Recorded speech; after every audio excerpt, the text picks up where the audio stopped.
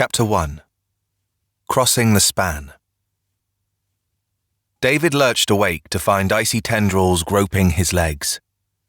Water crept in through the closed doors of his sedan, and the eerie sensation pulled his mind from a fog.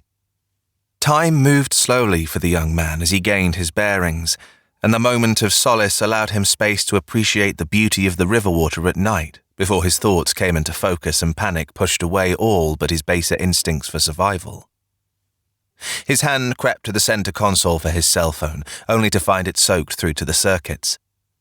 Not the first casualty of the seasonably cold weather, either, he'd bet. David's rapid heartbeat reverberated in his ears as the weight of the engine pulled the front end of his sedan down further into the depths. As the water left any pretense of cordiality behind and began to maraud around him, he reached for the door handle and found it stuck. "I can't get through that," David thought, sizing up the window. Pulling his knees up to the wheel in an awkward motion, he propped his feet on the seat and thanked his mother for his skinny ass as he pushed himself into the frigid liquid. David strained and arched his back as he contorted through the window to freedom. The water beneath should have been black as the night outside of a well-lit window, but instead, the horrors normally hidden by the veiled depths were illuminated by headlights. Scores of cars were in the water. The whole damned section of bridge he'd been on, every soul that had been around him, was sinking to the riverbed. His young legs managed to kick him free of the car, but he had already been pulled down to a depth of 30 feet or more. Pressure compressed his inner ears to an ache as he swam toward the kind light of a waxing moon. A dark outline nearby in the abyss stole David's attention. It was a hatchback. It was the hatchback. A memory returned to David. A cigarette jettisoned from ahead and erupted into an elegant ballet of carcinogens, jarring him from a daze. Light beaconed off from a reflective green sign reading "Bridge, 1 mile." Excitable waving coming from the back seat of a baby blue hatchback caught David's eye, and he waved back to the reward of a mischievous grin reserved for young boys lost in adventure, however small. Some time passed as he sat in queue, and David was happy to see the crossover was again beside him. The boy had black hair contrasted by spectral ivory skin. As he flared his nose, his top lip curled to transform him into a little glowing goblin. David flipped his eyelids back and touched his tongue to the tip of his nose in reply. Slides of memories turned to times when he'd enjoyed playing with little cousins at the smattering of gatherings his family had had over the years. He'd take the role of some load-bearing beast as various tykes took turns using his lumbar as a trampoline. His love, Rose, would watch on with her wry smile, and his mother would tell him to stay young forever. He wished he could. He was thinking all of this, lost in a cloud of pleasant memory, when the bridge let out its first groan. Conscious thought played no role in acting to save the kid. The boy might not be alive, but David was destined to try. He swam to the right of where his car had been swallowed by the inky depths and reached the hatchback, trying the door closest to the unconscious boy. Luck had flashed its brilliance once already in allowing David to free himself, but it was absent here. The door was jammed. Time was not on David's side. Even for a guy who had never smoked and ran as often as he could, he still needed air. His view of the boy was blocked by the hatchback as the car sank deeper. The hatch. David swam to the rear door, pulled on the handle, and the door yawned open. A push helped it along, and he squeezed his torso inside. The boy's arms floated above his head in an unnerving imitation of an unstrung puppet. David wrapped his arms under the boy's and used his knees for leverage as he pulled the kid in close. He felt some resistance, then a sudden lurch, and they were free from the tether. He was thankful to see the escape hadn't caused them to sink much further, and he used the roof to propel himself and his precious cargo to the surface. His fevered lungs ached, but he resisted the urge to empty spent oxygen in anticipation of fresh air. Eyes pressed tightly together, he pulled the kid close to his chest to reduce drag and kicked. Lights danced against the backs of his eyelids, beckoning him to explore their nature. They were bright, yet soft, unlike anything he had ever seen before. He thought he knew their purpose as they attempted to steal him away to a place where lungs didn't burn, where the horrors of being crushed by crags of metal weren't a factor, where little boys weren't separated from their families by cruel twists of fate. David looked at the lights as though with wide open eyes. He bore them no ill will, these jesters ushering him to the unconscious void, but he made his intentions known to them somehow. "I'm not ready." The surface of the river fragmented into shards of moonlight, and David inhaled a lungful of air rivaling the first he'd taken entering this world. The wind stung as his chest billowed the spluttering flame within him. He leaned back to pull the kid atop his own chest after the primal urge to fill his cells with oxygen had ceased, and began to administer CPR by pulling in and up on the small diaphragm. Kind of like a modified Heimlich, he thought. Fingers danced about and explored for a moment as he adjusted his grip on the boy and hoisted him until his arms were around the small rib cage. He was gentle at first, careful to avoid causing more harm than preventing, but David had no luck. The piston motion was awkward, and David felt how absurd his actions were with no leverage. He began to compress the small ribs to the breaking point. The boy gasped as his head listed forward and to the side, allowing him to expel river water. David wished he could aid him, but keeping them afloat was all he could manage. The boy's raspy breaths pervaded the evening as the sounds of chaos at the bridge slowly ceased. 200 feet above the murky surface of the Hudson River, an ethereal presence stirred. Asmodeus flexed against the cool night atop his perch on the bridge's cantilever. Beside him, little Nira slithered between steel columns. The serpent stared unblinking at the witless victims who moved below as Asmodeus thought over his clear directive. The boy must die, though the act of focusing on one soul lacked something he craved. "You will draw eyes by extinguishing so many," Nira said. "I hadn't considered that you might deliver an opinion." Ruinous eyes drifted to the serpent. "Do you have any more insights?" Asmodeus asked. Nira moved away and said, "I fear the focus of light will fall upon us." "Your fears are those of a bottom dweller. They tether you to the menial little worm, and there at the bottom you will stay," Asmodeus said. He removed his hand from the column to reveal a clawed impression. "I won't let fear cast me down beside you." Nira stared at his cohort and said nothing.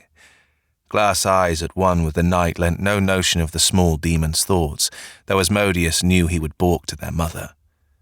A forked tongue flicked to the passing seconds, and Asmodeus looked toward the ordeal he'd set in motion. In truth, he wished to expand the devastation preordained by the Jacob's ladder of circumstances leading to this night. Misery, pain, sorrow, all were sweet nectar to be savored by the centuries-old entity. "You're sure the boy is among them?" Nira asked. The presence of the boy felt close. A newly familiar sensation he had felt few and far between over his long existence had ground its way through Asmodeus's bravado as the boy approached. He had abhorred vulnerability since the days of Solomon, yet as of late, he and Lilith had chosen to dwell where his feelings were ever present. She had told him it radiated from the presence of a variable in the world which must not persist. This boy, one who reeked of divinity and filthy fire bearing the weight of ideals and edicts. "He is here," Asmodeus said. The people below had grasped something was amiss shortly before the center span fell from the bridge.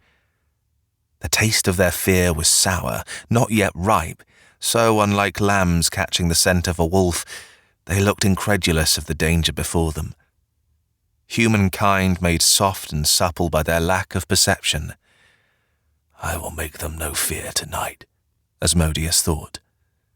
Excitement surged within the Warden of Lust before becoming tempered by a sudden assault on his senses. Nira reacted first by throwing his small wings out to catch the night air and fled without uttering a word. Asmodeus kept his eyes on the horizon. Something was racing toward the span, something too fast to be ignored, something burning bright and hot. The internal switch from predator to prey flipped, and he followed Nira toward the succor of the forests, glancing longingly behind him as he went before being swallowed by the opaque night. The sound of Nira being torn apart soon pierced the calm, but it too was consumed by the notes of boundless sorrow broadcast by the victims on the Hudson. The current carried David and the boy downriver from the bridge. He saw the emergency lights where the toll booths were situated on the eastern side of the span and wondered how long he and the boy had been in the water. 5 minutes? 30? "What's your name?" David asked. "Timmy," the boy said, "but I like Tim too." David noted the quick response, which was a good sign. Tim was looking to the bridge. "It looks like Christmas lights." David said, "Oh yeah? Now that you mention it, it does." He spoke in measured doses, struggling with their weight. "They look far. We've gone away so far," said Tim, his voice becoming smaller and more distant with each utterance. David tugged Tim in closer. "Don't worry. They're not too far away to find us. We just have to make it to shore." David wished he was as sure as he tried to sound. "My mom and dad," Tim said. "I'm sorry. I didn't have time to get you all. I didn't see your parents. They may have made it out of the car." David was never a good liar, and Timmy demonstrated his opinion of David's feigned optimism with an elongated silence. David's legs fought the water and they drifted on down the river amidst glints of refracted light. "Are we going to die?" Tim asked. "Well," David said, "I think it'd be a pretty cruel joke to have us get this far and then not make it. Plus, I don't think I want to die just yet. I haven't even eaten dinner." Tim stifled a small laugh. "What's your name?" "David," he said. "Nice to meet you." He reached down to feel at the leg that had to be broken. "Does that hurt?" David asked. "Just feels numb, but if I try to bend it, something doesn't work right," Tim said. "It's like up is down and left is right. Hard to explain."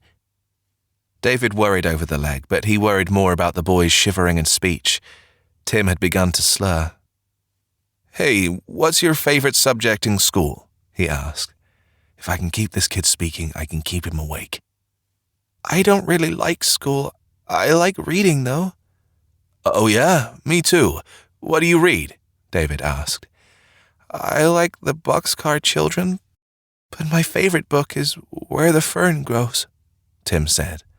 David smiled. "I like that one too. My girlfriend really loves it even though she cries every time she reads it.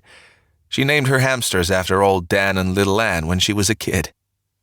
"The dogs are the best part because they love the boy and want to stay together forever," Tim said. "I always thought it would be nice to have a friend stay forever." Tim heaved a sigh. "My parents won't let me get a dog." David thought he could use a forever friend or two to help him out right about now. Numb to the bones, his legs labored beneath jeans of lead. He looked over his shoulder. The shore seemed miles away. "Are we getting closer?" Tim asked. "Almost there. You hang on, okay? We'll be wrapped in warm blankets and sipping cocoa in a few minutes," he said, rubbing the side of Tim's head. "You have to leave me. You won't make it," Tim said. David gave him a little squeeze. "You think I'd risk drowning to get you and then just leave you here afterward? That's not a great return on investment, kiddo." The pauses between words and phrases grew loud with silence. Tim was right. If a boat didn't come upon them soon, they'd be found somewhere down by Rye in the morning. He could have made it alone, sure, but David knew himself. Abandoning the kid would have cleaved from him a portion of his humanity his subconscious refused to lose. He might have survived this ordeal, but he wouldn't be able to live another day as the person he was before. "You seem pretty interested in those stars, Tim. Do you know a lot about them?" David asked. "I like how pretty they are up there," he said. "They always seem brighter when the leaves are changing color." David risked lifting his arm to point at the sky. "You see the one that looks like a warped Q-tip? That's Aquarius." He outlined the stars with his finger as best he could for the kid. "I like it. It's big." Tim said. His teeth chattered. I see more near it too. Are they constellations? The word sounded more like consolations. There are some near it, sure, David said. There's Cetus there and Pisces, and that one is Eridanus. I wish I knew their names, Tim whispered. His thin voice was stolen by the cold night air. How do you know so much about them? My mom is a pretty big enthusiast. She used to take out a blanket and we lay in the yard together. She'd point them out to me while we were looking for shooting stars, David said. Eridanus is a river, so it's like we're looking up at a river while we're floating in one. The thinness of his own voice escaped his notice. They watched the stars as they drifted, bodies intertwined but fates diverging. The stars stood vigil from above as David eventually stopped kicking. Time moved forward, and the winks of light, many older than the earth itself, blurred and scattered.